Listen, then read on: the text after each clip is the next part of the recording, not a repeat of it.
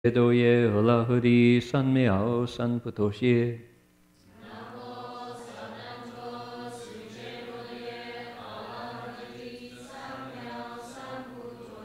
无上甚深微妙法，百千万劫难遭遇。我今见闻得受持，愿解如来真实义。The unsurpassed, deep, profound, subtle, wonderful Dharma in hundreds of thousands of millions of eons is difficult to encounter. Now that I've come to receive and hold it within my sight and hearing, I vow to fathom the thus come one's true and actual meaning. Venerable Master, Dhamma friends, welcome to our Sutra lecture tonight. This is November 2nd. We're here in Berkeley, California. We're looking into the Flower Garland Sutras, 10 grounds chapter, and we've come to the 5th ground. So we begin by looking at the text on the cover here, and the Chinese down below. We're going to invoke the presence of the Buddhas and Bodhisattvas, the spiritual beings that are the source of this text, and invoke their names, and also the name of the sutra. So please follow if you can. And if you can't read the Chinese characters, look at the English, the romanization down below. That'll give you a clue. Namo Da Fang Dang Po Huayan Jing Huayan Hai Hui Ko Bu Sa Da Fang Huayan Jing Huayan Hai Hui Ko Bu Sa Da Fang Huayan Jing Huayan Hai Hui Ko Bu Sa Da Fang Huayan Jing Huayan Hai Hui Ko Bu Sa Da Fang Huayan Jing Huayan Hai Hui Ko Bu Sa Da Fang Huayan Jing Huayan Hai Ko Bu Sa Namo Huayan Jing Huayan Hai Hui Ko Bu Sa.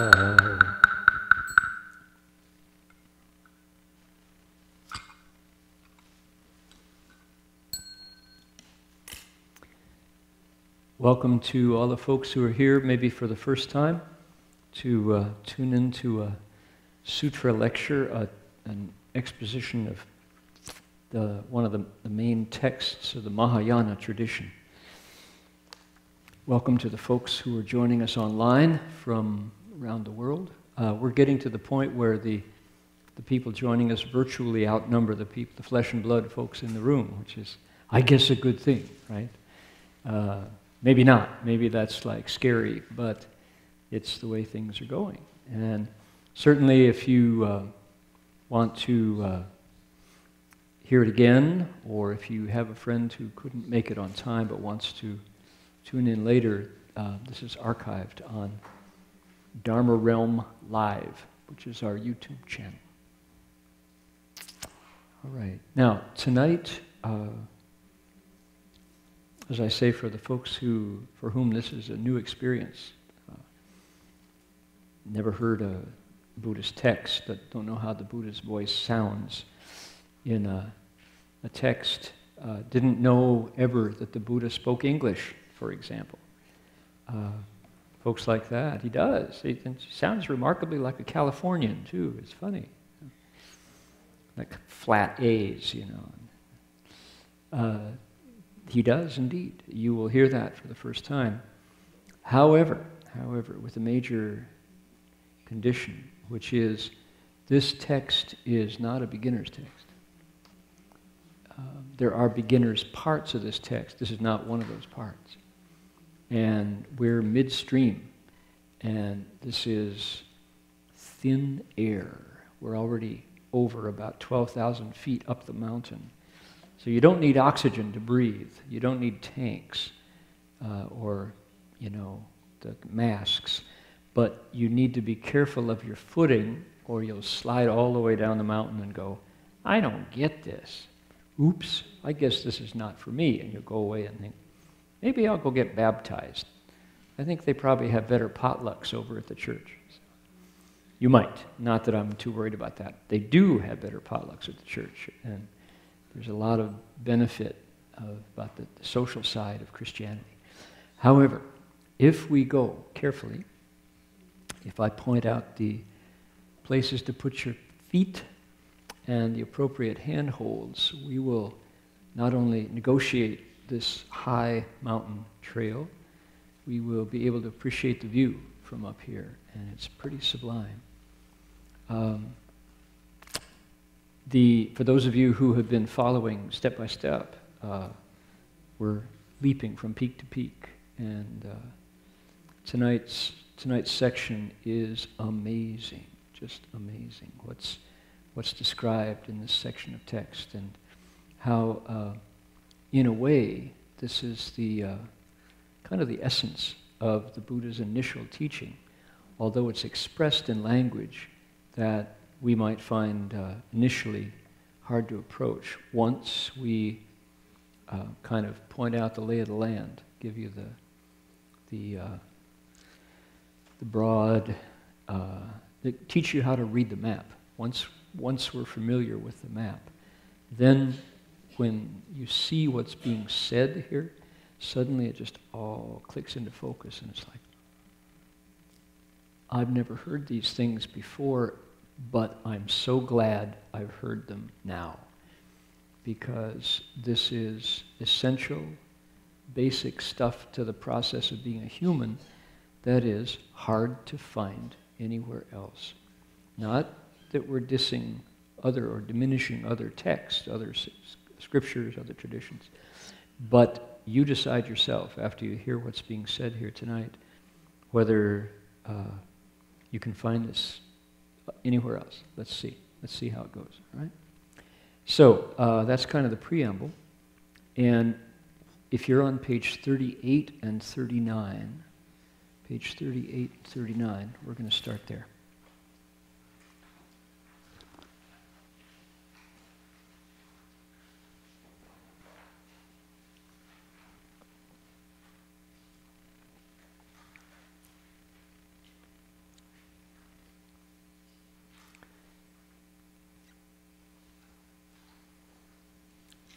All right, if you start at the top, on the left-hand side, page 38, it is Chinese characters for sure, but we're going to guide you through that. So go down 1, 2, 3, and start on line 4. We finished on line 4 last time, but we're going to resume at that point to give the context, all right? So it's Pusa Arshi at that place. That's where we start. And let's see, I would like to go...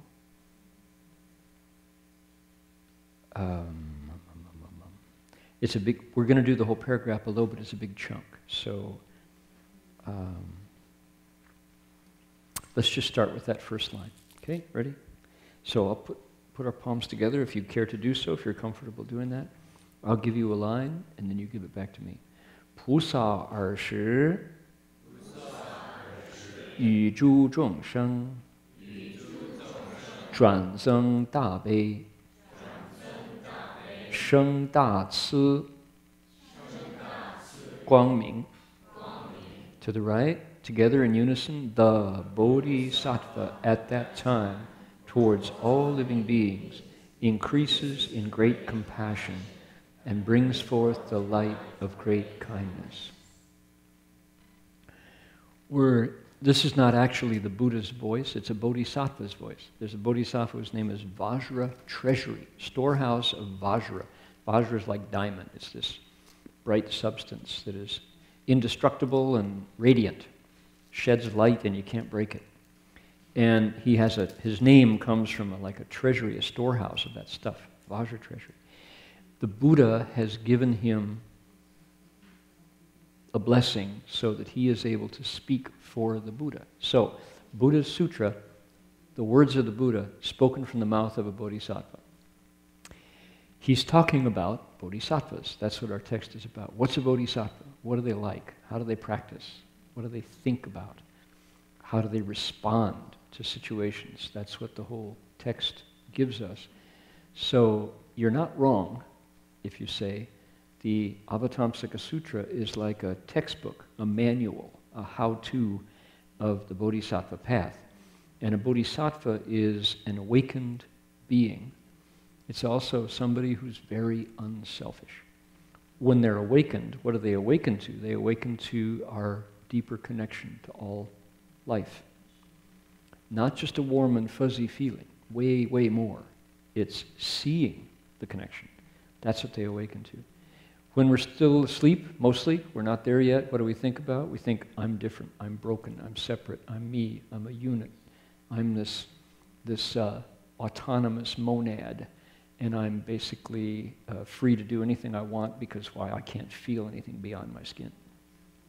I'm just here, I'm lonely, I'm alienated, I'm feeling, down and blue, and I can't quite connect to anything.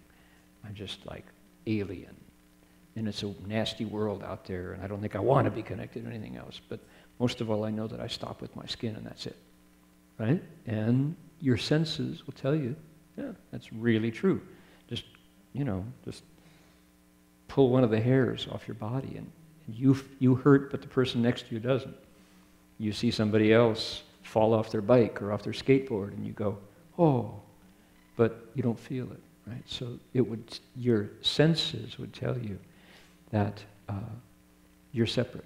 And okay, good, not wrong, not bad, but limited by consciousness. The Buddha is a person who started right there, but in the process of his and her or her transformation, connected to a deeper, simultaneous reality. Something else is going on at the same time as that consciousness. It's not that consciousness is bad, or you enter some trance like that, or you drop substances and enter another reality. It's not that. It's that when you wake up, you see, oh, there's so much more. And they describe it in lots of ways. They describe it like a drop of ocean water going back to the ocean, right? You see humanity and other life forms. We all are sentient, but we don't feel connected. A drop of water is not the ocean until it's back in the ocean and it vanishes. A drop of water is gone and it's just ocean. Humans, they say, are a living being, like other living beings. And when we wake up, we realize in the skin, right here, that we are not simply this monad, this unit. We are much, much more. And so that's what the Bodhisattva wakes up to. Now, that's not the whole story. Once he wakes up to that, or she wakes up to that, the next step is, given that that's true, you know what? I can't just be happy in that awakening. I need to do something about it. I have to go share that insight, wake other people up. Because it's my bigger body, and if I'm asleep, if I'm awake and they're not, I'm not really awake. So that's kind of the quick analysis of what a bodhisattva, what makes a bodhisattva an awakened being. So this text talks about that. What do they do? How do they get there? How do they wake up? So we're in the fifth of 10 grounds, it's called, 10 stages, bhumis in Sanskrit. And these stages are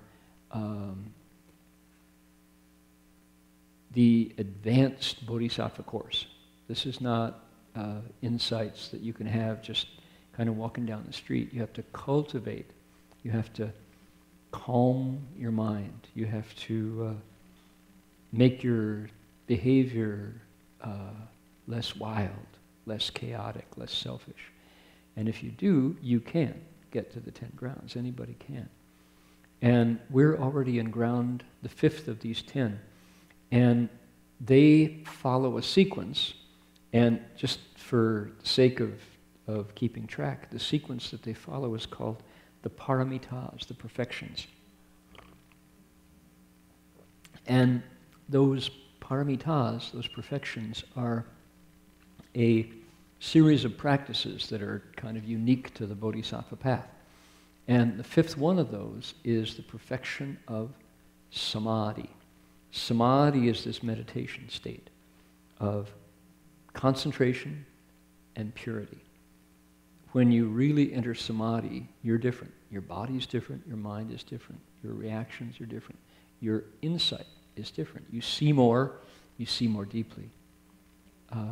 So the bodhisattva enters samadhi, the perfection of samadhi.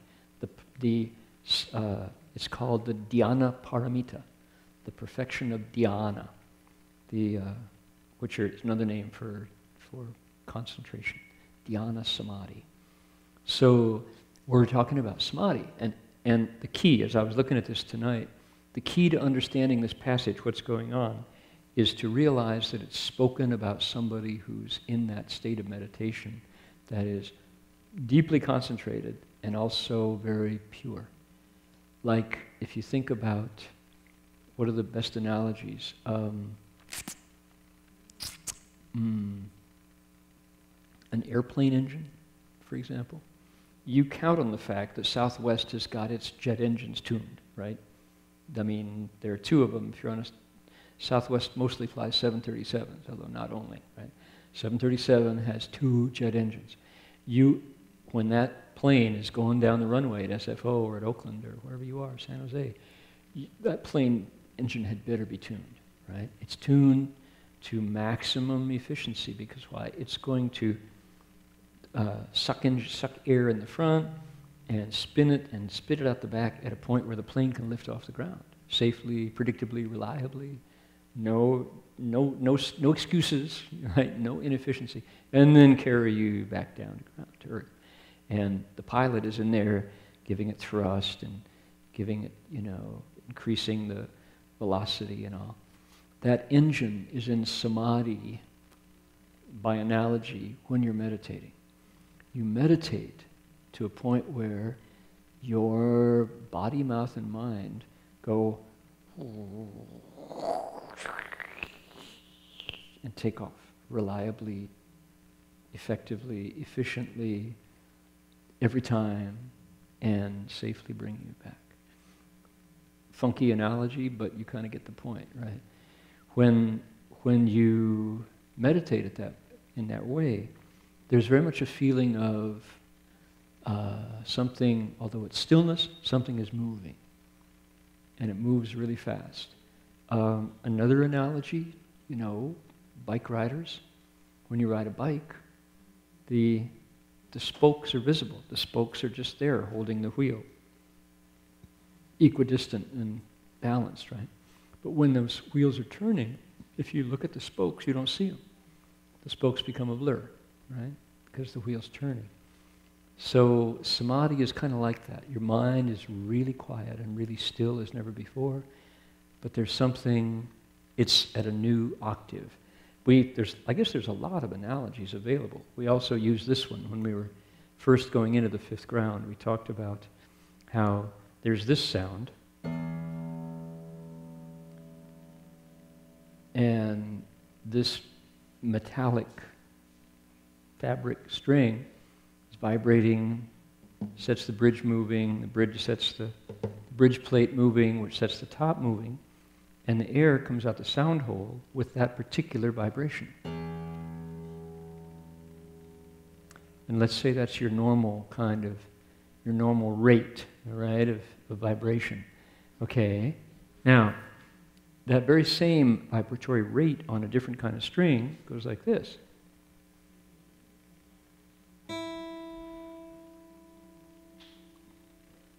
Same vibration, it's E, and yet very different sound.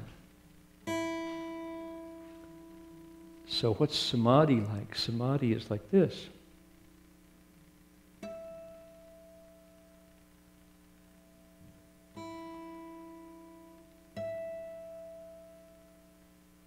Same note, same vibration, but very different. It's way up there. It's another octave higher, so.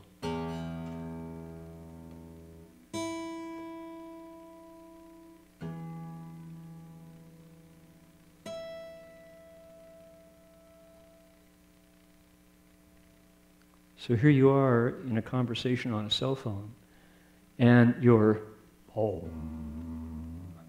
put the phone down, concentrate, eyes, ears, nose, tongue, body, and mind.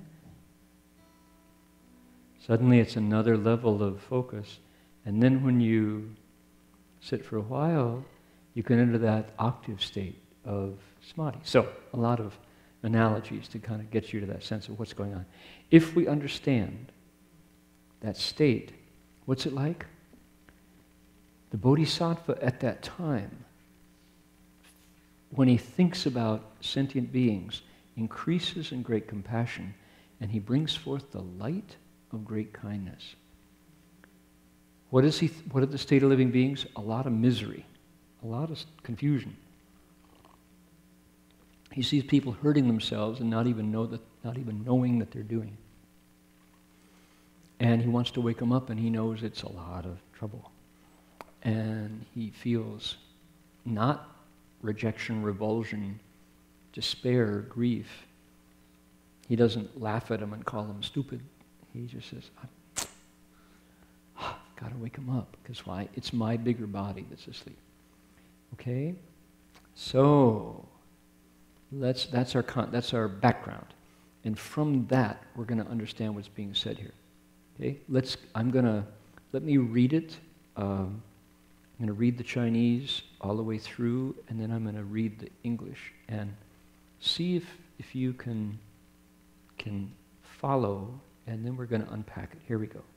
佛子慈菩萨摩诃萨得如是智力，不舍一切众生，强修佛智，如是观一切有为横，前机后机，智从前机无明有爱，故生死流转，于主运宅不能动出，增长苦惧，无我无受者，无阳欲者，无更数取后取身者，离我我所，如前机后机亦如是，皆无所有，虚妄谈着，断尽处理，若有若无，皆如是智。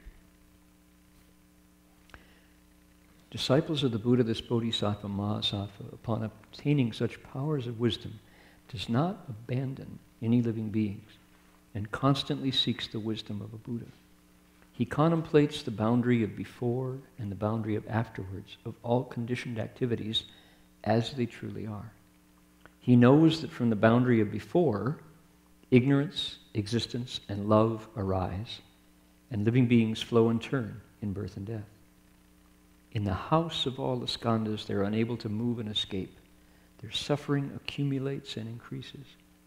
Yet there is neither a self, nor are there entities with lifespans, nor any that are nourished or reared, nor is there anything that repeatedly grasps at a body and a destiny afterwards.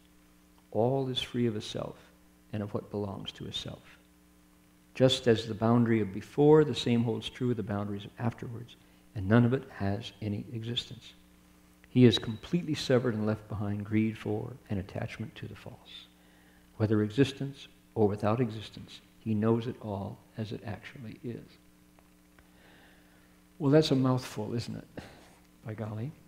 And I have to say, of all the texts that we've read so far, this Chinese is among the most,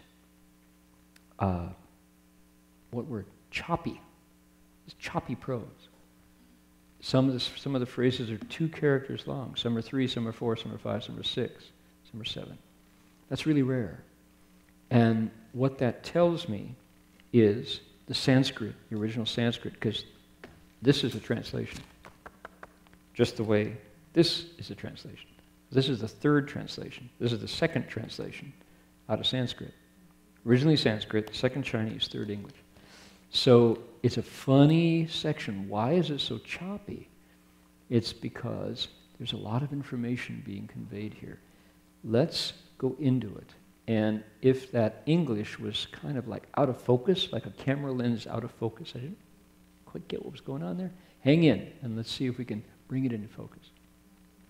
Disciples of the Buddha, says Vajra Treasury Bodhisattva, this awakened being, this Bodhisattva Mahasattva, once he or she gets these powers of wisdom, does not abandon living beings and constantly seeks the wisdom of a Buddha. What kind of powers of wisdom did he get? All right? Go back to our ground, our foundation, which is what? He's meditating. This is a meditator, a really good meditator. And what has happened? As he is meditating, he has seen what were called in the prior section truths. He's seen truths. And there were 10 of them. And the truths all had to do with existence of things, with birth of things, and the ending of things. And what we gave some analogies. Here's a truth, the level of what he's talking about, right? Remember, gravity is a truth, right? 100 times out of 100, that's going to go down. If I drop it and it goes up, let me know, okay? Because something's changed. There has been a glitch in the force, right? There has been a glitch in the matrix, and we're about to be attacked by Agent Smith. So that's not a good thing. So that's the kind of truth he's been looking at. He's been looking at the truth of how these are currently in blossom, and if you wait a week, they're going to go, right? That's a truth. Things that are fresh and blossoming wilt and go away. That's a truth. So what else? Water under heat becomes steam. Steam condenses and becomes moisture. Moisture drips down and becomes water. That's a truth. That's the kind of... He's been looking at that stuff in his meditation. And what does he see? He sees that living beings, just look at us, come into being, live for a while, get old and decay, and pass away, and then come back. He sees that. Furthermore, with his insight, he sees that the very things that make us up are not permanent. Molecules of stuff. Look at the periodic table of elements, right? Is calcium always calcium? No, calcium comes from something else. What about oxygen? Is oxygen always? No, it's made up of other, it's components. Everything is made of pieces, components that come together, stick together, and then break up and go away, right? And we used other examples. This is ebony wood. Put it in a fire, you'll see how volatile this is. What? Fire burns it, right? It's not a permanent thing. It sounds permanent. That's pretty permanent, pretty hard. Put it in a fire, it's gone. It turns to ash. Then the ash goes back. So he looks at everything the same way. And he sees that there's nothing real or permanent in anything. And some people at that point would go, this is pointless. It's all like a play. It's all like a movie. You know, you run the celluloid strip through the projector and it looks like this real thing is happening. Turn the lights on, unplug the projector, and it's all dark. The screen is, there's nothing in that screen, the movie screen. Everything's like that. What's the point? This is futile, right? Everybody dies in the end. The Bodhisattva has that wisdom and doesn't abandon living beings. He doesn't quit. That's key, right there. That first sentence, right? Upon attaining such powers of wisdom, he doesn't abandon living beings. So there's one point, okay? The Bodhisattva sees how empty and futile and pointless trying to get people to change is, and he still tries. He doesn't quit. I'm told, I'm not a dad, I've never had kids, but I'm told that sometimes being a parent can feel a lot like that. My kids simply don't listen to me, right? I raised them so carefully. I remember how many times we picked them up, and they went off to school and figured that I was stupid, and they never wanted to come back because they were embarrassed to introduce their friends to me, so they pretend like I don't exist now, right? Some people say, kids are ungrateful. How much that hurt, to be a parent. And to try your best to bring this human thing into life and to make it grow up wise and kind, they turn their back on you, They're alive. They live across town. They don't admit that you exist, What's that like? Well, do you quit? You say, my kids are mean and nasty. Write them off. Don't care about it. No, parents don't. They never forget their kids. Moms never forget. You came from them. You're part of them. You are them. Okay? So the Bodhisattva has a lot to say, is a lot like a mom who's like, I don't care if they forget me or if they're like, they burn their fingers in the fire and then they put their fingers right back in the fire. I still got to wake them up. Still got to tell them. And yet ultimately there's no fire and no fingers. It's all conditioned dharmas. I still got to wake them up because in the middle of that there's a lot of pain. Okay, you see why it points that out? The Bodhisattva's wisdom goes right through living beings. It's like X-ray vision. They don't exist at all. I still got to wake them up. I still got to think of a way to get them to see, if, hey, that fire burns, you're better off not sticking your fingers in it. Okay? So that's the first point. He doesn't abandon living beings, and yet his wisdom is not there yet.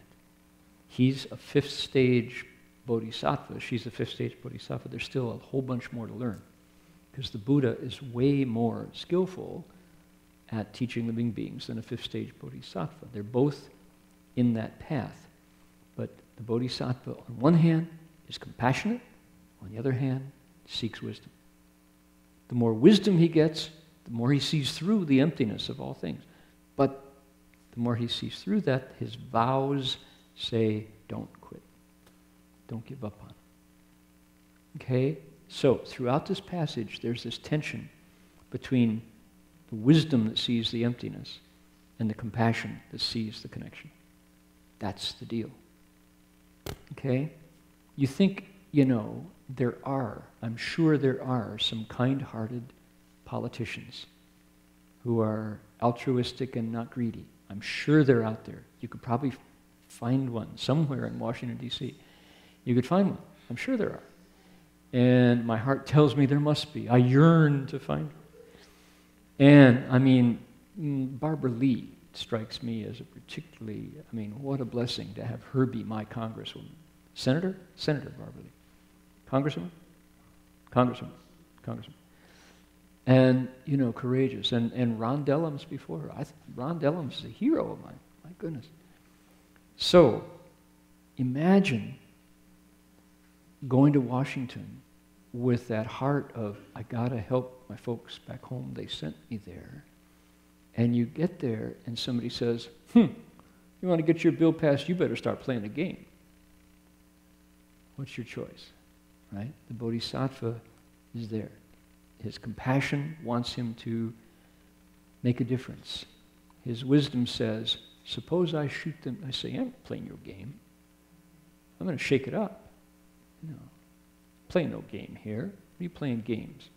Knowing that you're going to be a one-term congressperson because they're going to vote you out. The machine is going to chew you up and spit you. So we're not talking politics here, but that's a real-world example of that tension between connection and insight. Right? You see how filthy it is. You see how only money turns the wheels. And yet, to get to the money, you got to sell your principles. How hard must that be? The Bodhisattva is right there. She sees that all living beings don't exist at all. What's the point? They're not going to wake up. But she can't quit either.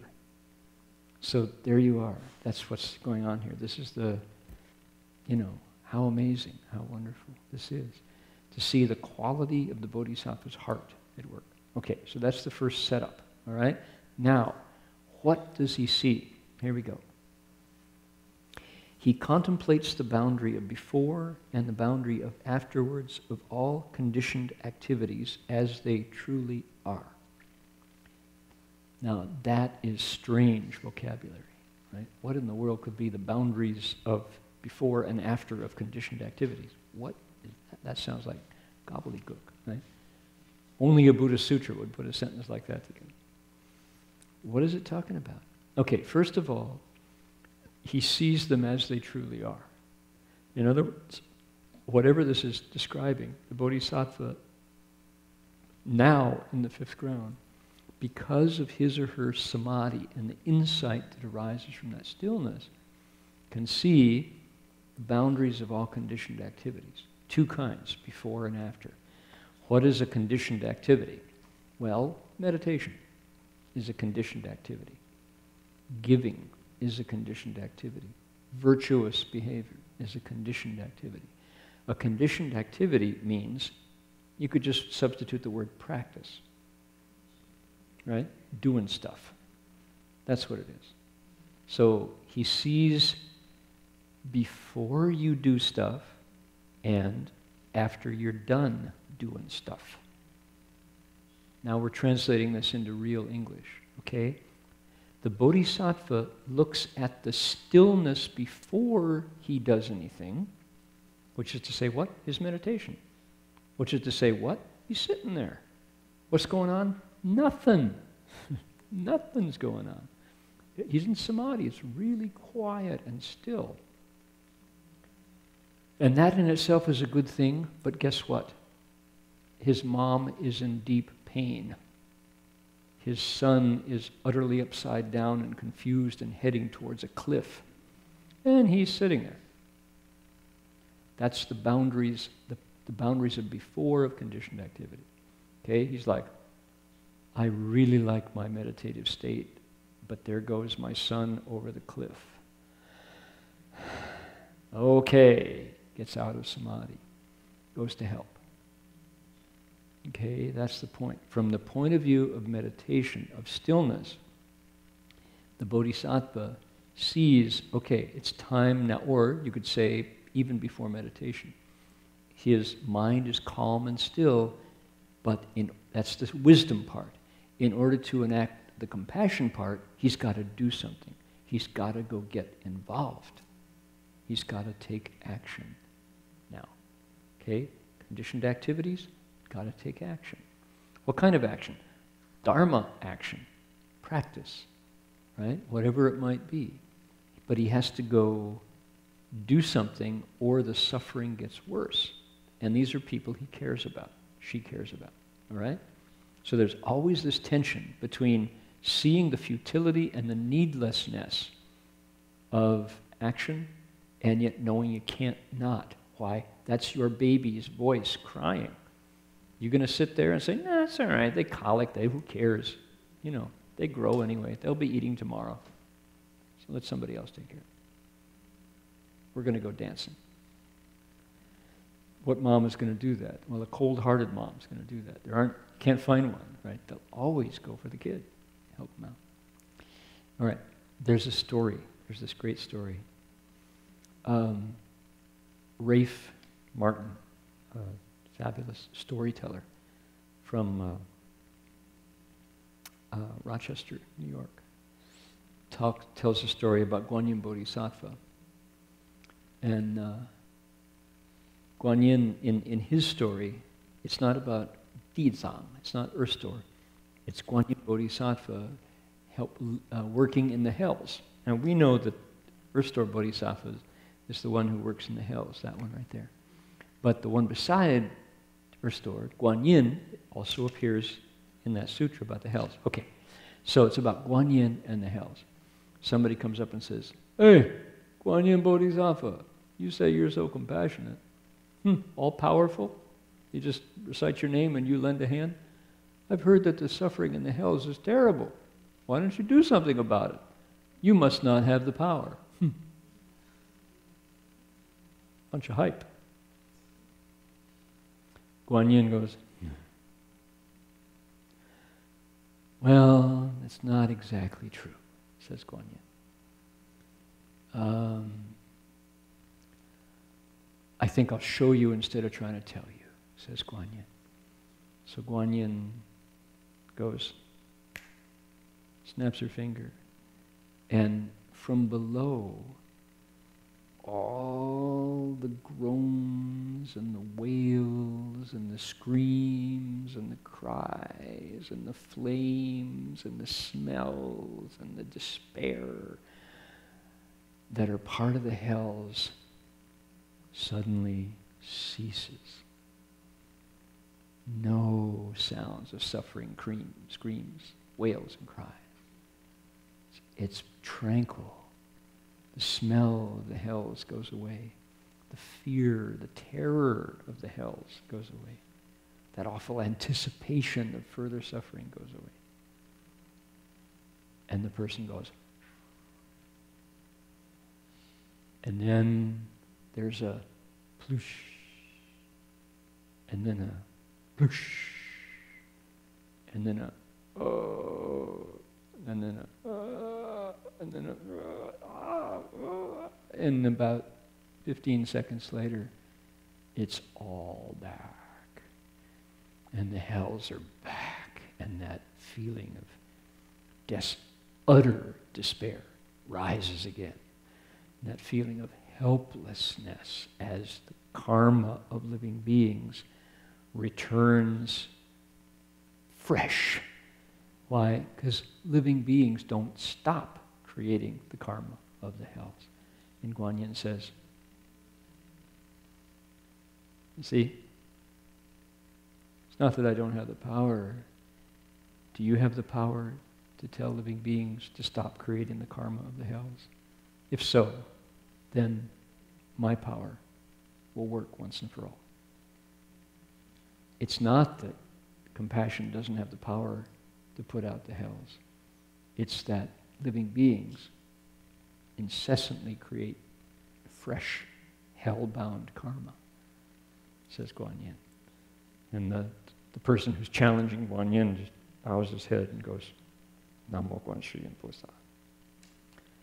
So that's the way it is, right? This bodhisattva contemplates the boundaries of before anything is done, the boundaries of before he meditates, and the boundaries of after, what it's like when a behavior is over and you return to stillness as they really are. How are they really? Pretty powerful, those conditioned activities, and he sees their realm. He sees the realm of activity. How powerful is one Namo Guan Shi Yin Pusa? Namo Omi Tofo. One recitation of the Buddha's name, Amitabha, our Buddha up here. How powerful is that? Its effect on the mind of the one who recites, its effect on the connected living beings who fall into your sphere as you recite. He contemplates that. Contemplates is sees. Okay? So the main verb of this passage. This bodhisattva, with his wisdom, sees the power of cultivation. Before, the results, and then returning to stillness. Just the way it is. So in other words, let's say a doctor opens his medicine kit. And he goes, let's see, I got 12 cc's of penicillin. I got 6 tubes of Neosporin. I've got butterfly bandages.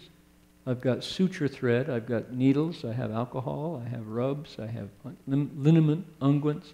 I've got forceps. I've got tweezers. I'm ready to go. Because he knows, she knows what that medicine can do. Okay? That's what the bodhisattva does. That's how our passage starts.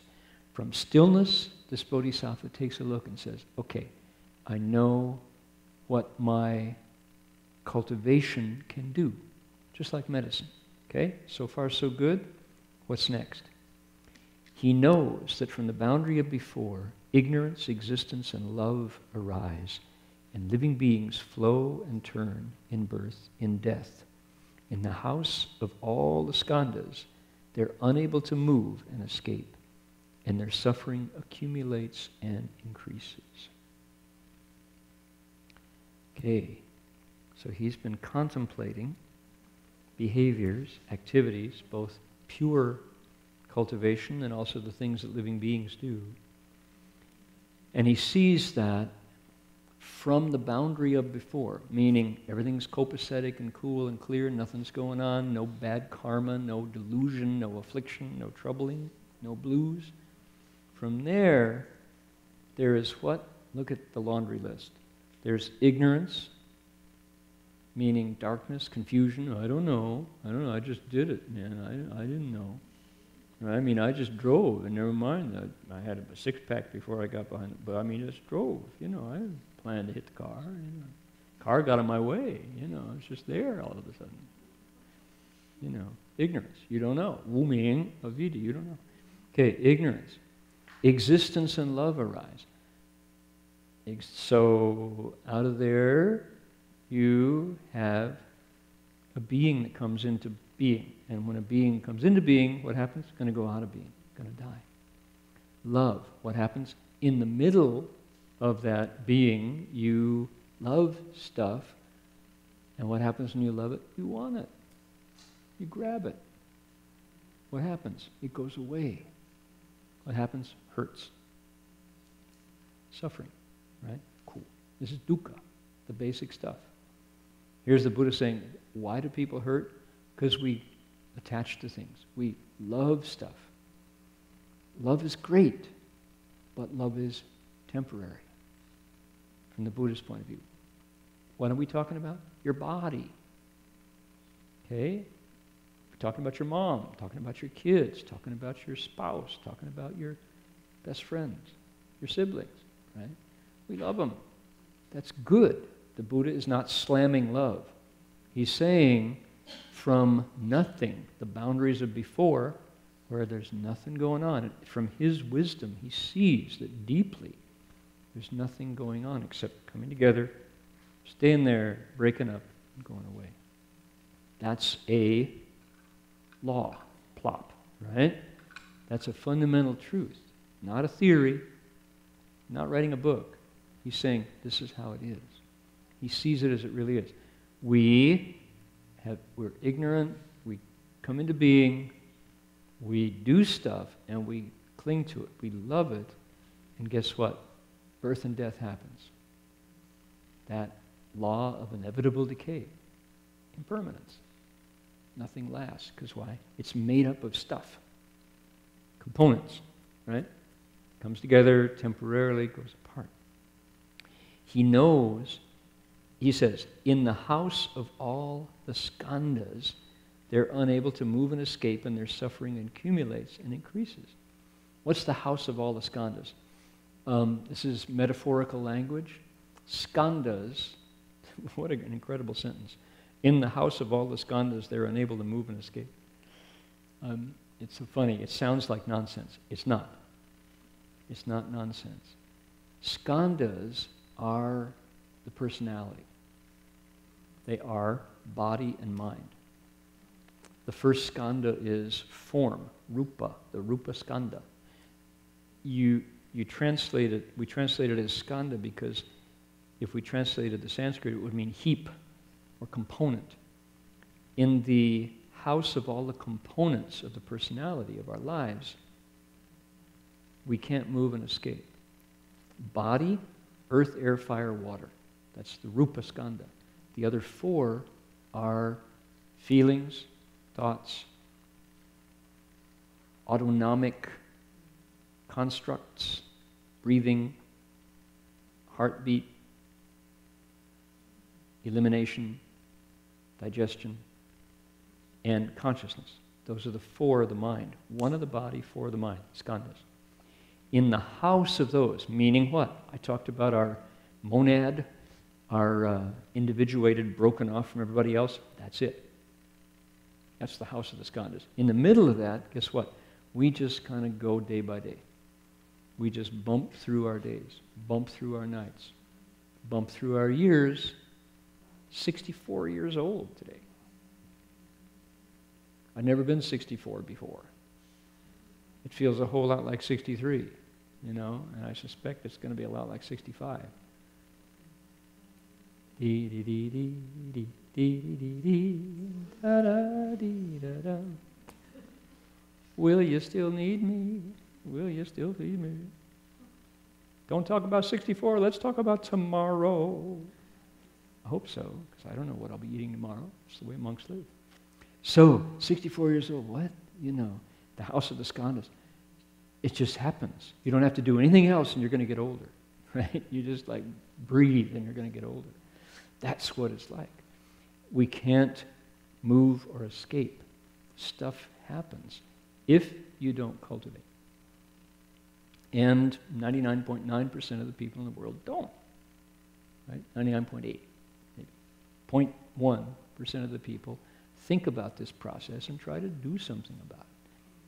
And, here's a bunch of folks tonight, and those of us online, who are saying, what's the Buddha talking about? Why would we want to listen to a Buddhist text? He's saying, take a look at your life. Guess what's happening? You're dying. Guess what's happening? That hurts. And here's a bodhisattva who says, yeah, I see that, and I've actually ended it, and I want to do something about it. Please wake up. Please do something about it. Because why? If we cultivate within the house of all the skandas, we can move and ultimately escape. Because why? You can choose not to turn and flow in birth and death. How do you do that? Work on your next thought. I've left the text when I start I'm just preaching now, but you get the point. Where does birth and death happen? In your next thought. You go, okay, I want to go out tonight and get really wasted. Go, well, if I do that, probably tomorrow's going to be a loss because I'll be recovering, and then maybe I'll be back by Monday morning. Maybe I'll just, roll into my job and still kind of be fuzzy, Or I could instead, go visit my mom and make her dinner. Or I could call my friends who are depressed and make their day a little brighter. Or I could go watch the sunrise and feel really alive as the sun rises, and I'm cold in the morning with the dew and the fog. All those things. Instead of getting wasted, you could go against the flow of birth and death and kind of remember the things that you promised yourself when? Let's see, New Year's Eve resolutions. New Year's resolution. What was that? Gee.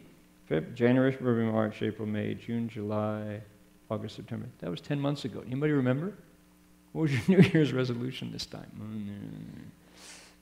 Think about it. Why? Because you're awake and alive, and that was a good thought. That's going against the flow.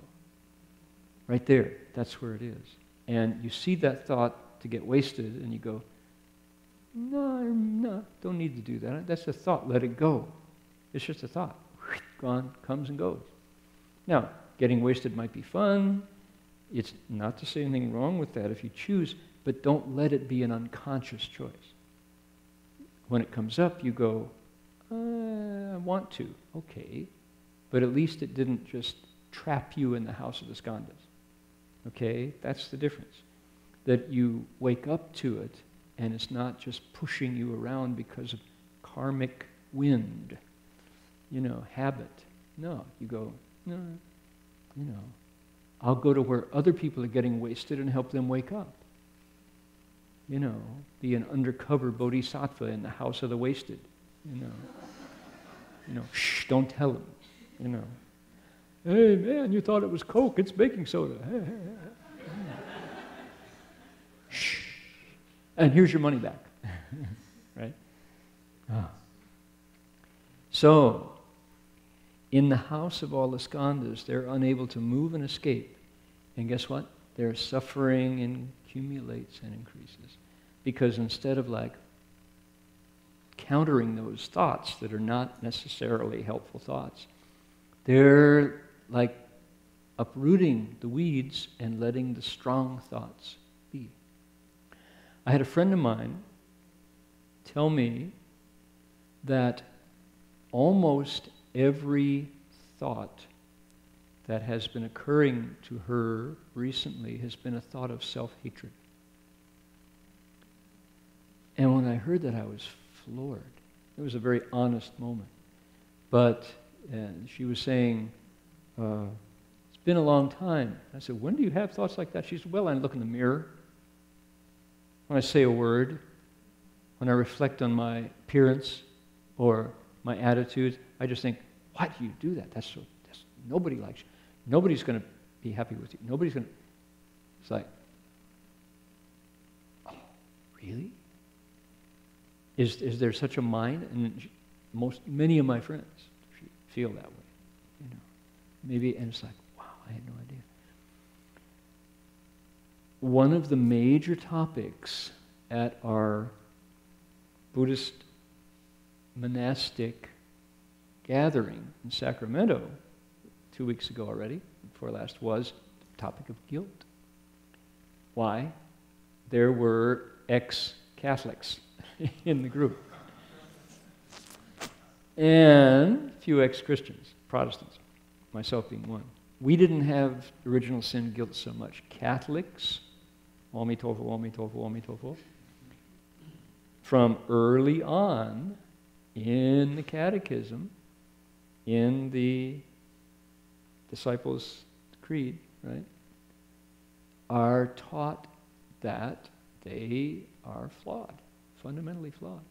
There's something wrong with them from birth simply by being a human in a human body. It's part of the theology. Where did it come from? Adam and Eve. These quasi-mythical beings may have been historically there, maybe not. There are voices that would say that story was written in later. We're not doing creative theology here. I'm just telling you the way it is.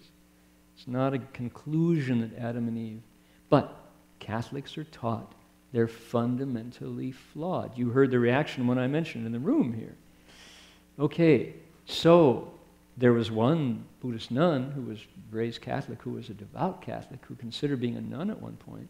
She said, yeah, that poisonous, self-destructive, hate-filled thought takes root in your soul and it rots it black. She said, it's just black and rotten in there and it festers. You think, you are flawed, you will never be whole, you're doomed, she said. And we're like, oh no. Okay, now that's the people in the room who were Catholic or who were raised that were going like this, you know, major agreement. The other group who'd never heard these stories are going, you what? You have that thought? Who told you that? You know, the world, Father Antonio told me that, you know. Oh my God, Father Felipe told me that. Father McCarthy told me that, you know. My son, don't you know, it's the truth. You got to have to live with it, you know. But you can be saved. Jesus is the answer to save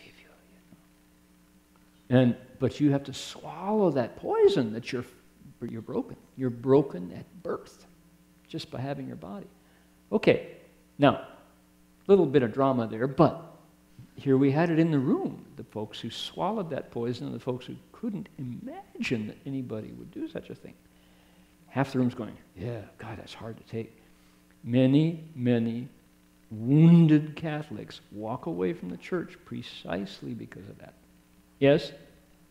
There are a few we know, yes. Wounded, you know, people who say, boy, when I carried that with me, it's called guilt, original sin. I carried that with me for years. At a certain point I said, not going to do that anymore. All right.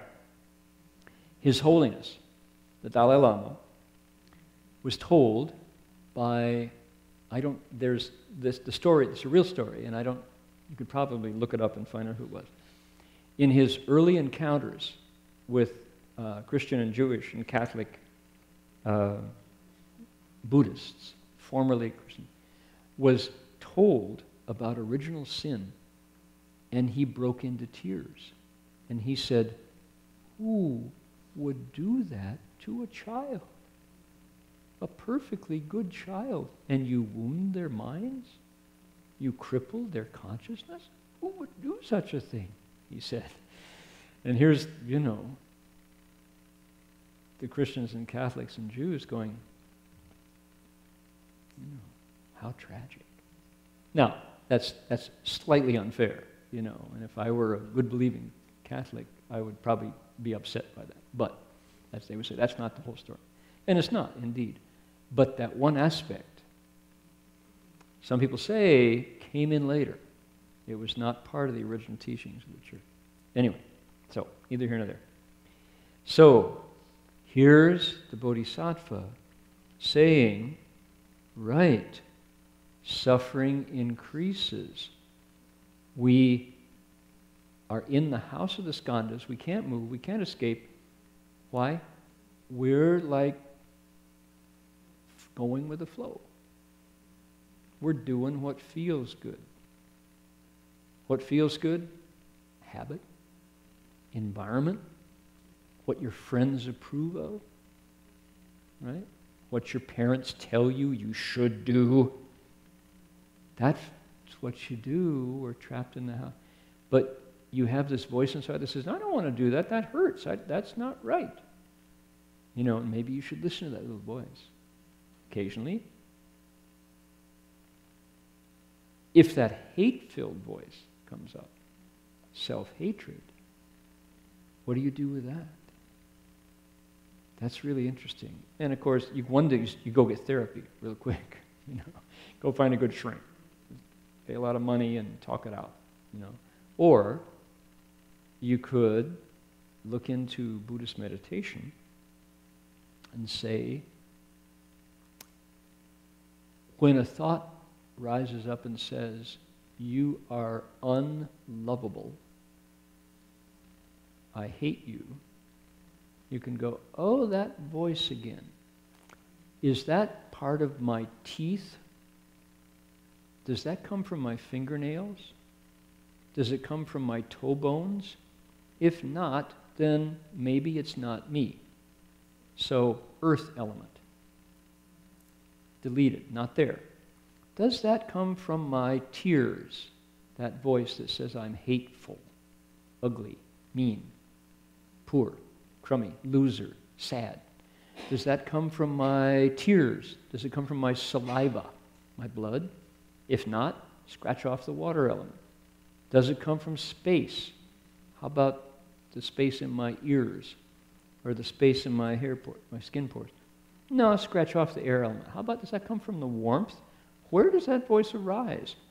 Earth, air, fire, and water. Can't find that voice. Maybe it's not fundamentally me. Maybe I'm not that. All right, that's the first skanda. Let's take a look. Does that voice arise from my feelings? Like, for example, hot and cold? Nope. How about pressure on the skin? Nope, that feeling isn't there. What about from sound? Let's see. If there's no sound, am I fundamentally flawed? No. Okay, well, where's that voice arise? Is that me? You go through the 5 skandhas, one by one by one by one by one. You investigate, where does that voice arise? And you know what you're left with? It's not part of what I call me. Fundamentally, it doesn't exist anywhere. So why, listen, why give that voice so much airtime? So the Buddhist meditator says, it's a thought. It's like a wave on the water. It goes, hits the shore. Guess what? Right behind it, hits the shore.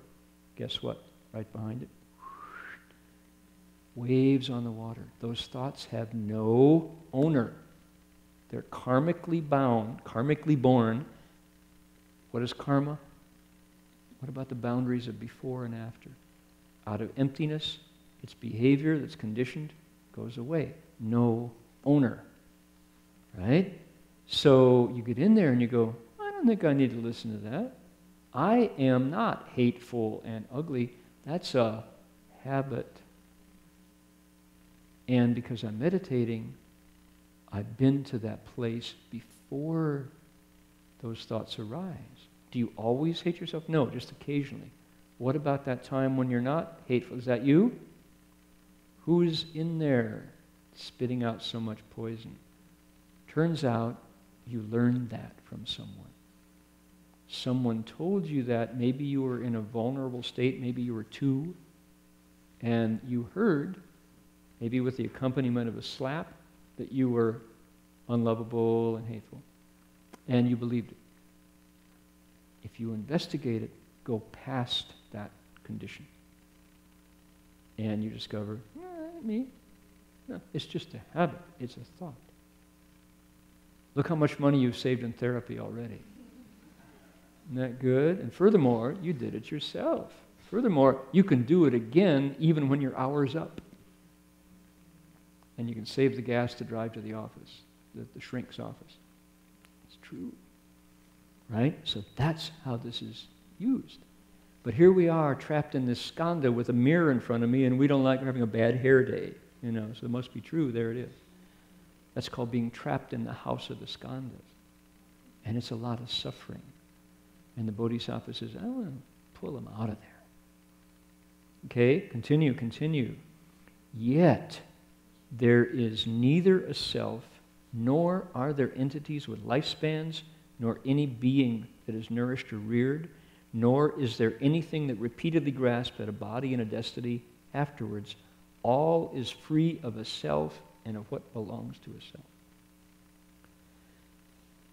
Here's the Bodhisattva's wisdom saying, who's in there? Who am I? And his answer is, nobody's home. How interesting, okay? This is deep. This is really deep seeing from samadhi, from that meditative state of stillness. I mean, we get to peek into this, without all the work. The sutra gives it to us without without having to actually sit on the cushion or prepare your virtue. But that's okay. That's the point of the sutra, is you get to see, from beginning to the end. You can read it kind of quickly, but in fact, in between is hours and hours and hours of hard work, challenging those negative, nasty thoughts, uprooting the weeds of negativity, composting them. There is no self. There's nothing with a lifespan, meaning nobody that is born, matures, gets old, and dies. There's nothing nourished or reared. Anything that repeatedly grasps at a body and a destiny afterwards, that's a long phrase meaning self. It's all free of a self and what belongs to a self. Meaning what? It's all free of me, free of mine. No me, no mine. What belongs to the self is me and mine. So what is me? Me is this thing that I think is me. What is mine? The body, the thoughts, the habits, the Starbucks charge card, the cell phone, the car keys, your clothes. That's what belongs to the self. Nothing there. What happens when you die to your car keys? Well, somebody gets them, right? What happens when you die to your charge account, your bank account? Well, probate. Somebody gets it, right? But it's not you anymore. You're gone. But are you gone? What's gone? Well, your body's recycled. The only thing that's there is your good and bad karma, the stuff you do, particularly the kindness, but also the harm that you do. So here's this passage of the sutra saying, take a good look at people, and what have you got? You've got ignorance, you've got birth and death, existence and love, clinging, flowing and turning in birth and death, because we can't be still in samadhi.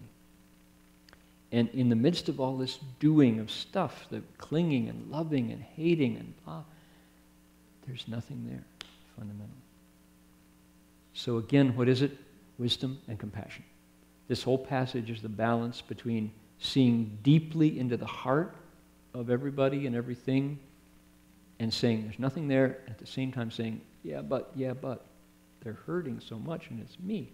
Those are all my children crying at 3 a.m. with colic or hungry. Coming down Powell Street, getting to Geary, right there at Union Square. And there's this aged gentleman, skinnier looking than I am, hollowed out cheeks, but he had light in his face. He had had clothes on. He was underdressed, for the chill. And he was standing at the intersection. And everybody was walking by him. He was the stillness right there. This is about 3 hours ago. Everybody's going zoom, zoom, zoom, zoom, zoom. The tourists and the couples and the businessmen and the chauffeurs and the local folks all going by. And this guy is standing there. And my eyes went right to him. And he looks at me and he says, man, I'm hungry, he said. And his heart touched my heart. And I said, if I had a coin in my pocket, it would be yours. He said, all right. And he turned away, but he registered that I registered. And you know what I was going to do? I was going to go get a drink before I got on the BART. I was going to go to Starbucks and get a smoothie to drink, so I went home. And because I get soy milk, it costs 60 cents to add to take the milk out. You don't want milk? That'll cost you more. And I thought, that's going to cost me $5 for the strawberry smoothie. And I don't have a coin. I did have money, but it's going to have to go stop, get it out, and all. So I thought, are you kidding me? I walked across the street, with the light, and I stopped at Union Square and opened my bag and pulled out money that was going for the Starbucks and went back, across the street again, and there he was, just this unmoving man, 70 years old, standing there with all the people going by. He didn't exist, they're just walking right by. And I said, please eat, And what can you get for what I was giving him? Nothing, it's nothing. But he was not going to go spend it on cheap booze. He was hungry, And he said, thank you, brother, and with dignity, And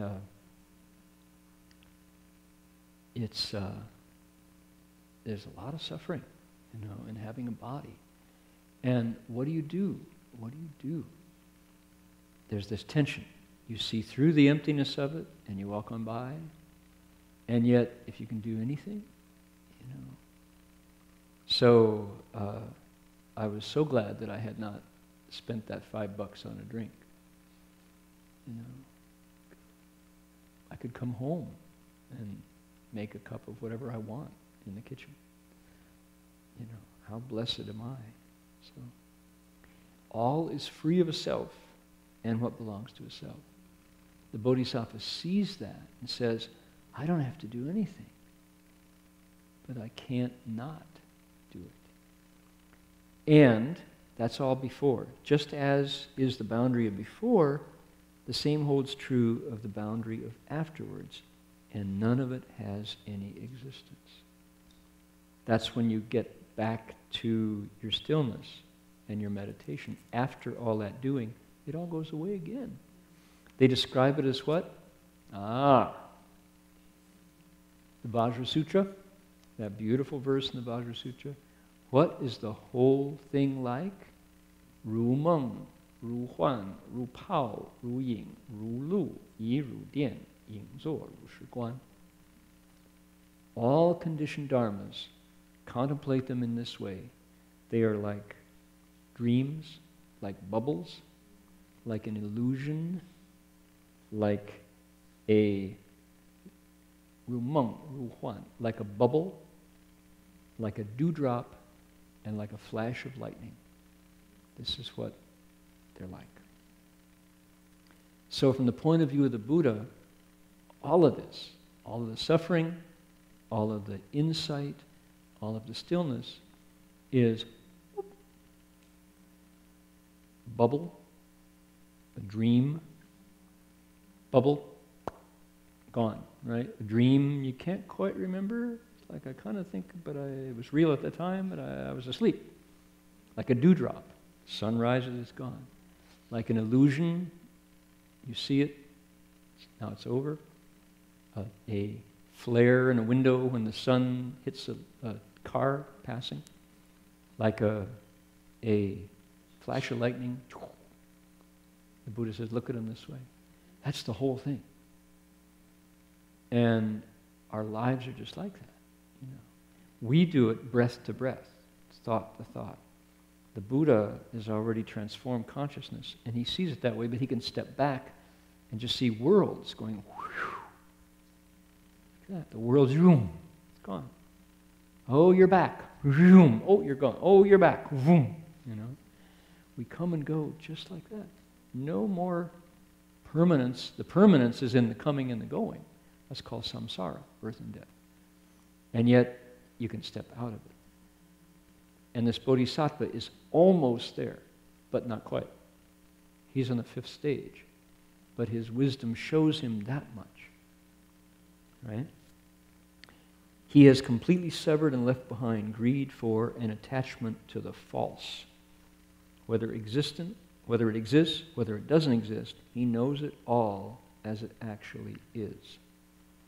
Attachment to the false is meaning he sees everything and it's pretty much the same. So, doing, and what is the same? What's it all like that he sees? He's not confused by it. I told this wonderful analogy, this wonderful image. Bowing on the highway, coming up from Southern California, we got to Pismo Beach. Pismo Beach. It's called the Tri-Cities area. Pismo Beach. And there was a fireman who really liked the two bowing monks. His name was Norman Hammond. And Norm, you know, the fire, we're going very slowly up the highway, 3 steps, 1 bow. And the firemen are on the road all day long. They shoom, go by, go by. So he came by after work, after he was off, and he read Buddhist books. And Norman loved the Lotus Sutra. And I remember it was raining then. And he would come by and say, hey fellas, you guys eat oranges? My wife just got a dozen oranges for you. Here you go. And it was raining, and we would say, Marty would say, well, we're not done for another half hour. He'd say, okay, well, I'll wait. I'll wait. He'd wait in the car, and we'd done. He would climb in our station wagon with us and get out of the rain. And he would say, yeah, he says, now I want to ask you, do I understand it correctly? He says, that Lotus Sutra, he'd ask us these detailed questions about the Lotus Sutra. He says, I love that part about the burning house. I'm a fireman. You know. So, it's just like that. It's just the way it tells it. He says, what is it? People, we're so attached to everything. We're attached to everything. You know what happens to us, we firemen? He says, we will go into a burning house and pull somebody out of like the last minute, risking our lives, and they'll get out to safety. They'll turn around and go, oh, the photos. They run back in and burn up. Or their wallet or a pet. They run back in and die. And he says, we're so attached. We're just confused, you know, and the Buddha tries to wake us up. Can't do it. And then he came up with this deathless line. This is the greatest line. He says, you know what I think? He said, here's what I think. Are these living, you know who we are? He says, you know what existence is like? You know what human life is like? Impermanence rules, he said. Human life lasts no longer than the drops of sweat on the plate after the last piece of toast has been eaten. I thought, exactly, Norm. The Diamond Sutra didn't say it better than that. Human life is no longer than the drops of sweat on the plate after the last piece of toast has been eaten. Do you all put toast on a plate? You ever done that? You don't know what that means if you haven't done it. You put toast in the toast. You all eat toast? No, we don't eat bread. Dharma. Okay, let me explain it. So you put bread in the toaster, right? And out comes the toast. And you put the toast on a plate. Maybe you cut it diagonally, you know, and put some butter on it or something. But the toast is on the plate, and it's been, you know, the bread has been in the toaster, and moisture comes out. So when you take that last piece of toast off, there's little drops of moisture on the plate. That's human life. How long does it take to dry? Gone. The last drops of sweat on the plate after the last piece of toast has been eaten. So, you have to eat Western breakfast for that to make sense. Right? But it's perfect, because that's how Norman Hammond understands impermanence. And right on, Norm. You know, perfect. So, what did we look at? Is that a creative ringtone? That's just the bells, huh? Okay. So, what do we look at? The Bodhisattva, let's reprise here. I told you that this is one of the essential insights of the Buddha Dharma, comprised in a single passage. I looked at the commentary on this one, and Master Chengguan, our expert, our Tang Dynasty commentator, says this is all about Four Noble Truths. This is just the Four Noble Truths explained through the lens of the fifth stage Bodhisattva. What does it say? The Bodhisattva increases in great compassion, and he brings forth the light of great kindness. His heart is really kind because he sees where we are. And where are we? Tension between we're totally empty and we're totally related to each other. There's a lot of tension. What are you going to do? There's nobody to save, and they're hurting like mad. What are you going to do? You're going to jump back in the fire? You're going to chase them back in the burning house one more time? Right? Disciples of the Buddha, the Bodhisattva has this great wisdom, and he sees they're all empty, doesn't let them go. Doesn't let them be empty and hurting. Oh, they're just empty. Who cares? The baby's like, they're going to grow up anyway. Good for them to cry a little bit. You know? No, doesn't do that. He constantly seeks the wisdom of a Buddha, even though he knows it's empty. He looks at, he contemplates conditioned activities as they truly are before we act and after they're done. What does he see?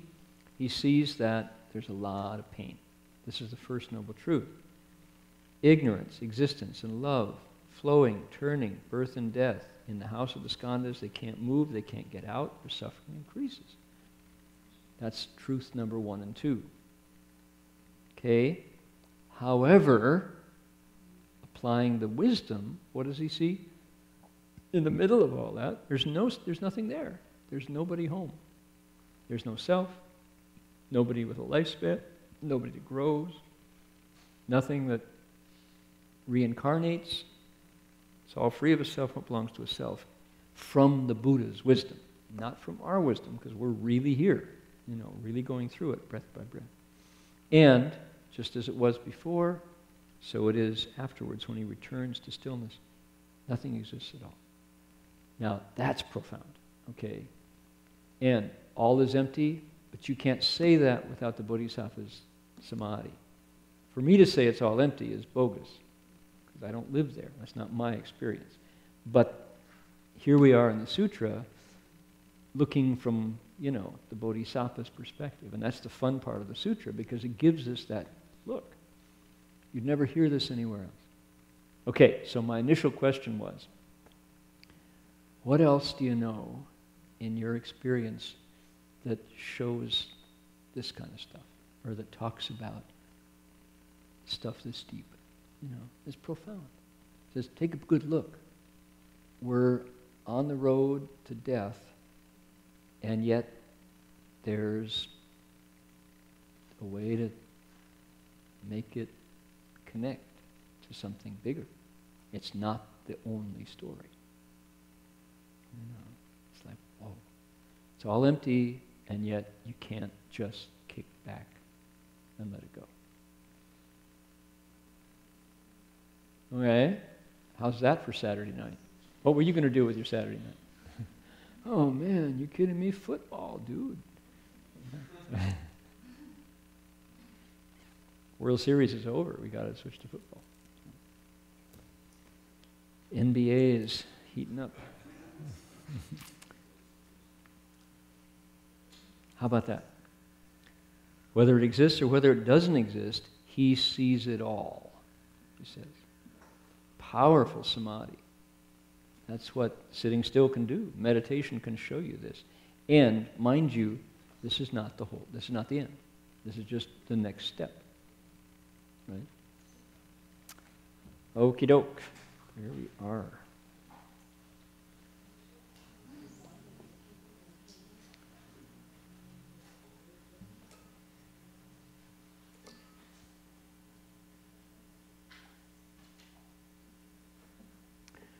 We're going to transfer the merit and offer appreciation for our tech crews who are standing in and making this event accessible to lots of other folks. Appreciate that from all the different aspects of our tech team. It goes further. Ooh, that sounds nice, doesn't it?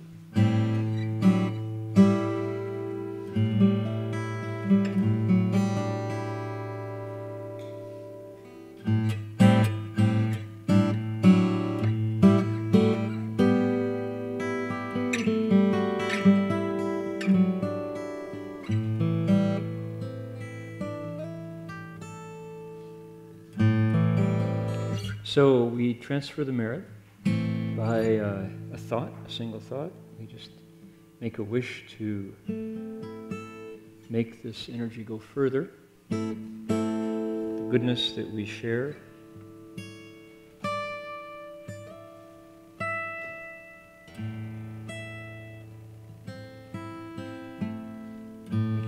And it's up to you to send it out, but our minds connect not only to our flesh and blood kin, but to all those beings who, with whom we're related, however that might be.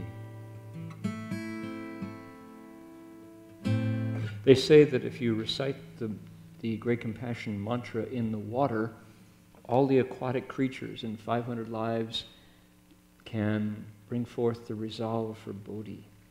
That's the power of the mantra. How interesting. So our minds use that way. Here we go. Let's make a wish.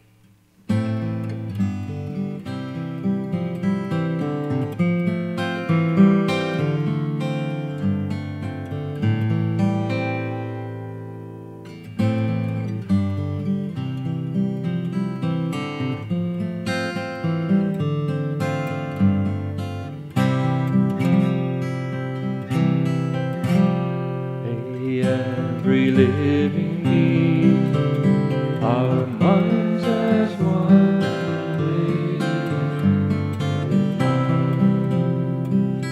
share the fruits of peace with hearts of goodness, luminous and bright.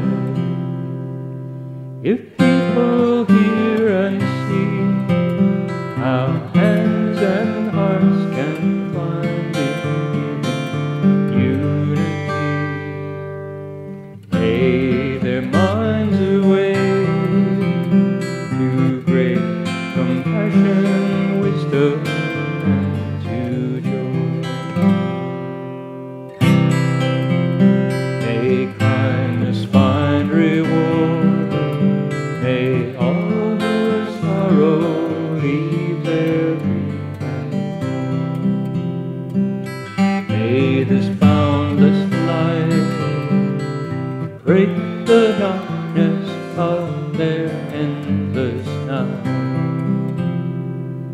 Because our hearts are one, this world of faith turns into paradise. May all become compassionate and wise. May all become compassionate and wise.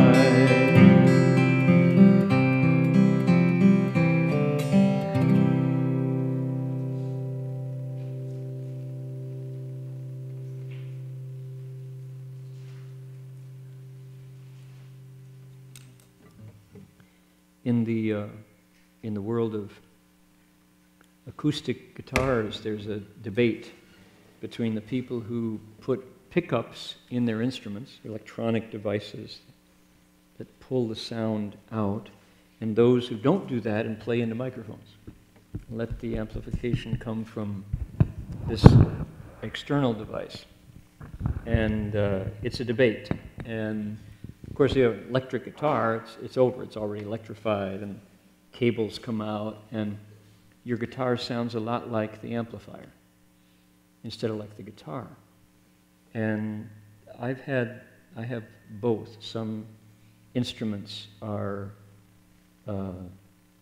acoustically reproducing the sound, which kind of ruins the quality of the guitar in a way. Even a crummy guitar, when it's well amplified, sounds great. And a great guitar, poorly amplified, sounds crummy, horrible, metallic, and you just don't want it. So to have this sounds, whatever you did, Alan, it's good magic, good juju here, because it's sounding very nice here.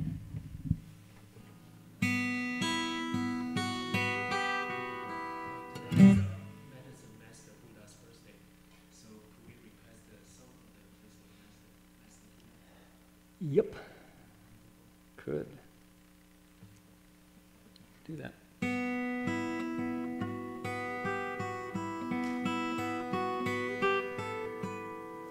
This is one of the first tunes that I learned on acoustic guitar, and it always sounded spooky and wonderful and Halloweeny. This is a great autumn song.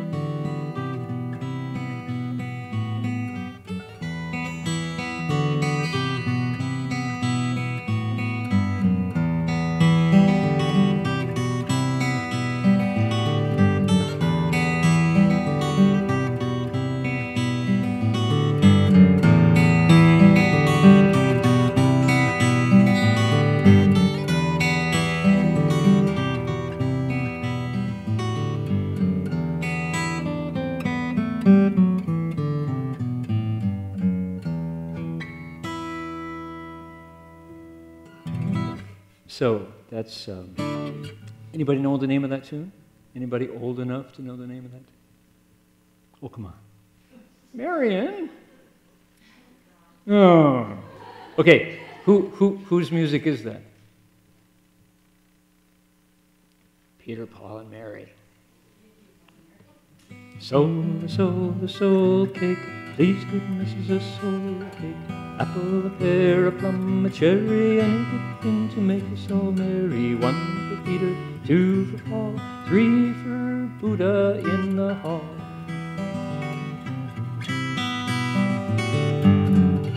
Okay, Medicine Buddha. Let's see here. Well, the mantra, I don't have it all memorized. Fabrizio's and my mantra that we came up with at Buddha Root Farm, I don't have that all. Namo Bhagavate Bodhisattva Guru Yamnari di di di di di di daram. What's that? Vadurya Prabhayaja Anandaya Baisaje Guru Baisaje Bhate Svaha Om. So, kinda, but not. Let's see.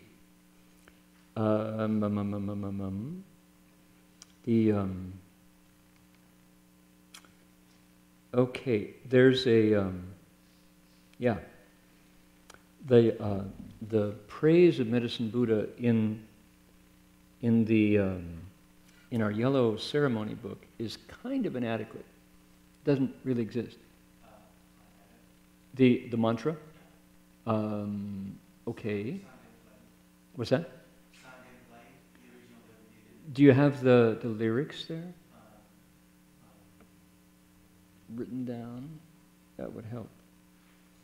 Anyway, so when we do the Medicine Buddha ceremony at CTDB and the various monasteries, it's in Chinese, and we're not quite there yet. So one of the things that I did, let's see here.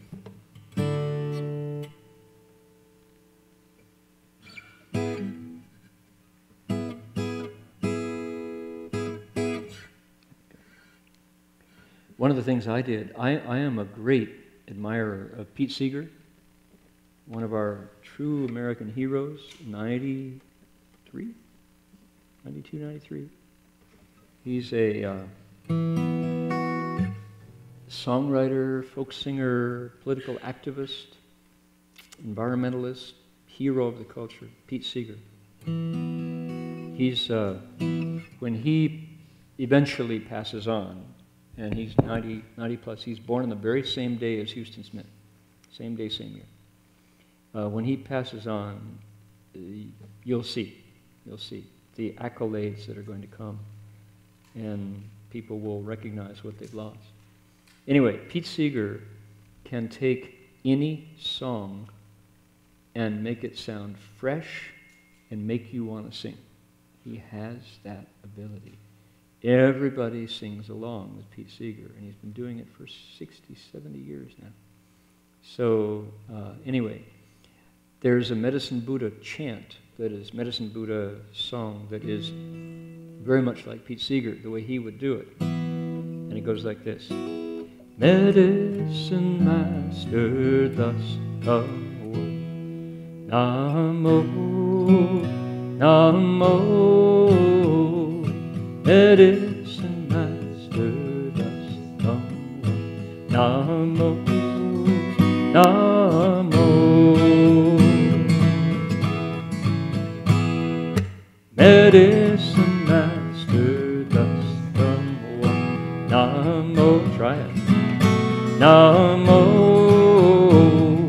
Medicine Master thus come, Namo, Namo. We don't know him only as Medicine Master, we know him by three names. He dispels calamities and lengthens life. Shaoza Yan Shou, Yao Shifo. Namo, Namo. He dispels calamities and lengthens life. Namo, Namo. That's the second name. His third name is the Buddha of lapis lazuli light. Lapis lazuli radiance. Yao Shi Liu Li Guang Ru Lai. So he has three names. Yao Shi Fo, Yao Shi Ru Lai, Yao Shi Liu Li Guang Ru Lai, Shaoza Yan Shou Yao Shi Fo. Three names. So Medicine Master, thus come one, Tathagata. And he dispels calamities and lengthens life. He's the Buddha of lapis lazuli light. Namo, I take refuge, I return to. Okay, here we go. Let's try together. medicine master, thus come one. Namo, Namo, medicine master, thus come one. Namo, Namo. Second name. He dispels calamities and lengthens life. Namo, Namo. He dispels calamities and lengthens life. Namo, Namo. Here comes the chorus, first name. Medicine master, thus come. It's no fun if you don't sing. Namo, medicine master, thus come one. Namo, Namo. Okay, third name. Buddha of life is lazuli life. Namo, Namo.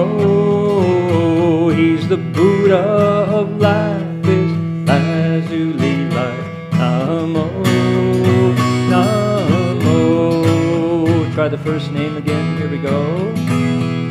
Medicine master, thus come one. Namo, Namo. Medicine master, thus come one. Namo, Namo.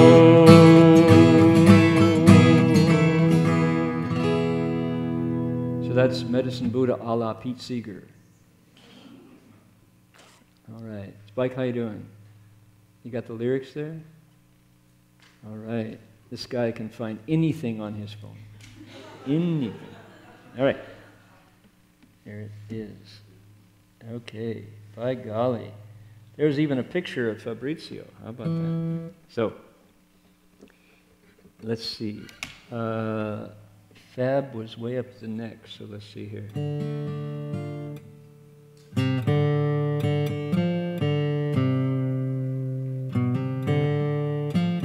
I play the banjo, so this isn't fair. I got my guitar here.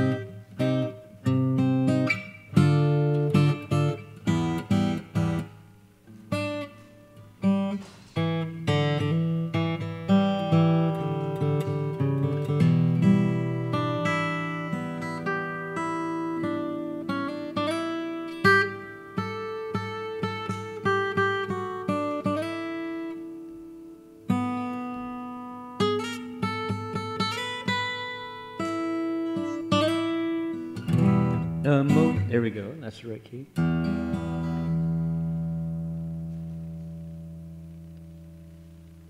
Namo Bhagavate Vaisajya Guru Vaidurya Prabharajaya Tathagataya Arahate Samyak Sambuddhaya Tadyata Om Vaisaje Mahabhaisajya Samudgate Svaha Om. Don't go away. Usually it's a computer break. Here it's a tap break.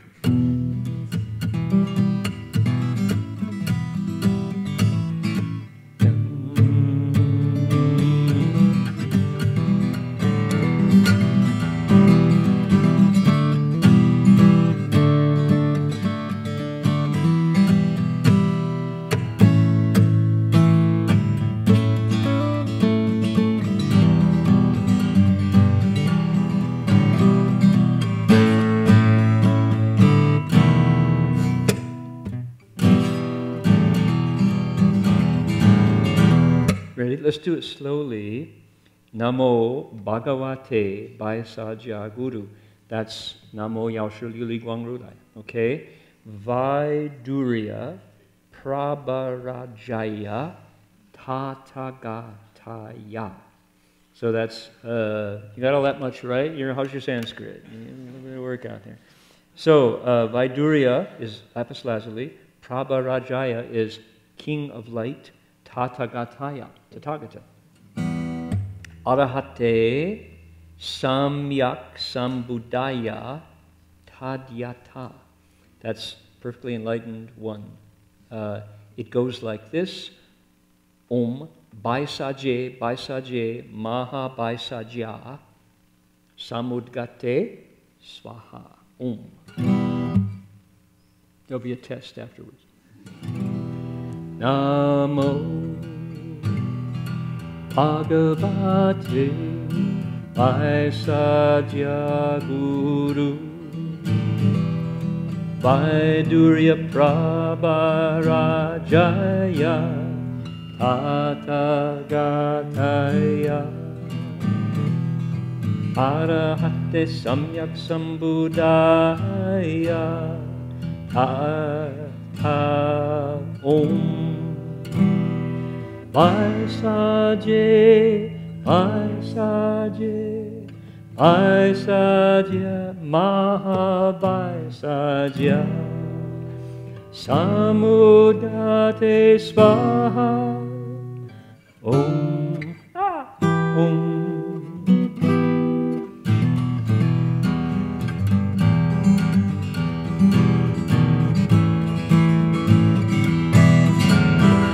Namo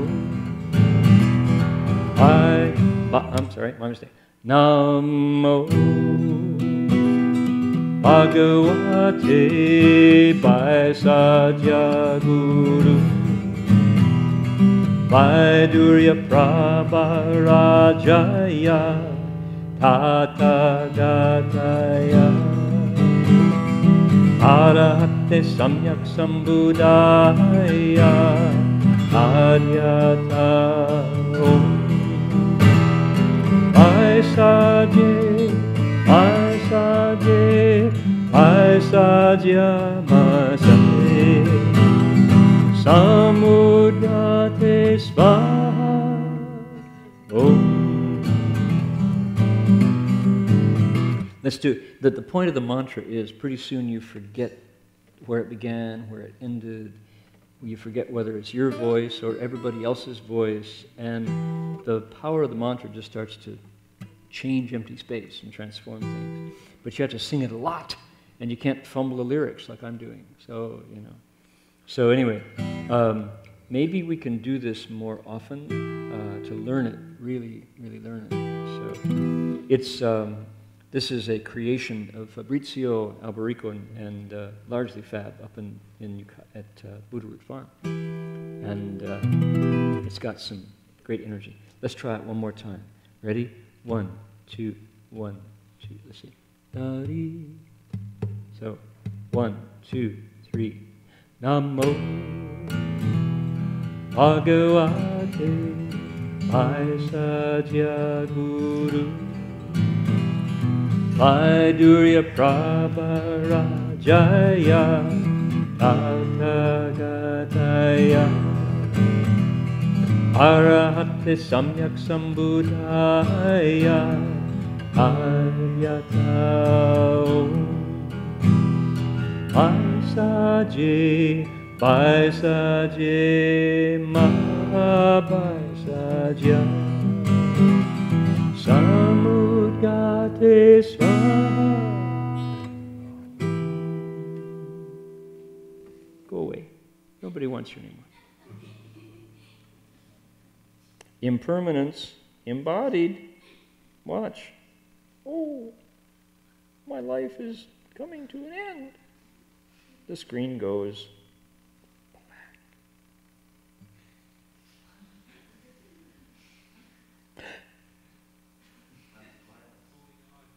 Holding on the final breath.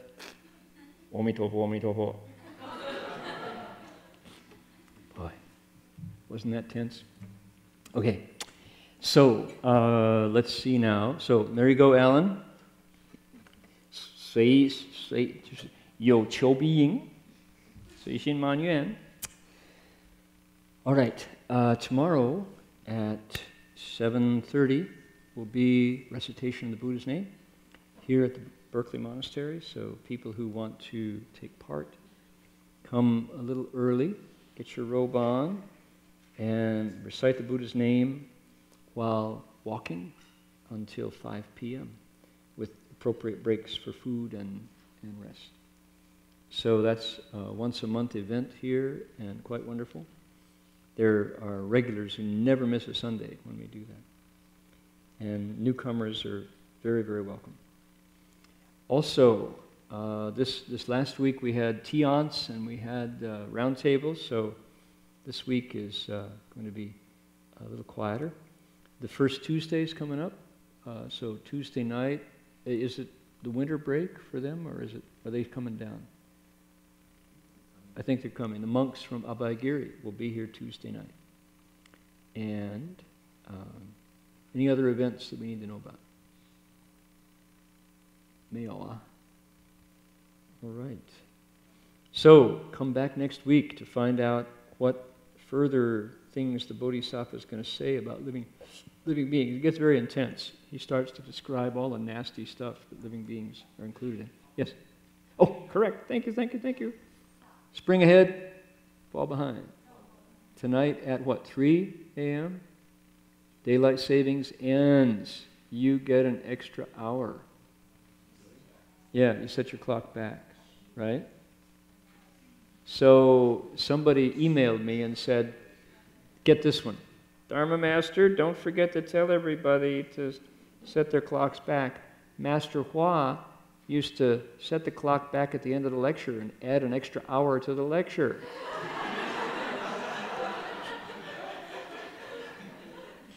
I couldn't do that to you all. Cruel and unusual. So you get to sleep in tomorrow. Yippee. Okay, all right.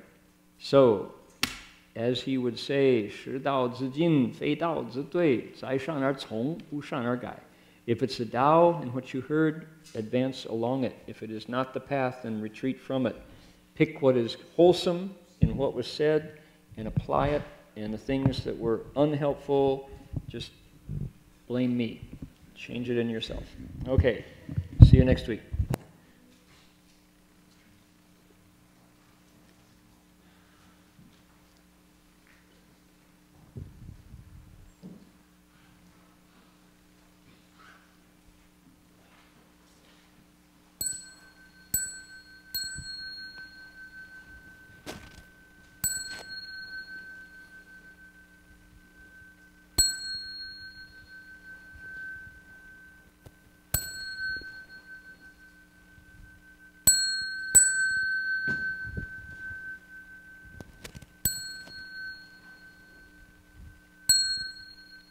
Bow in respect to the Venerable Master.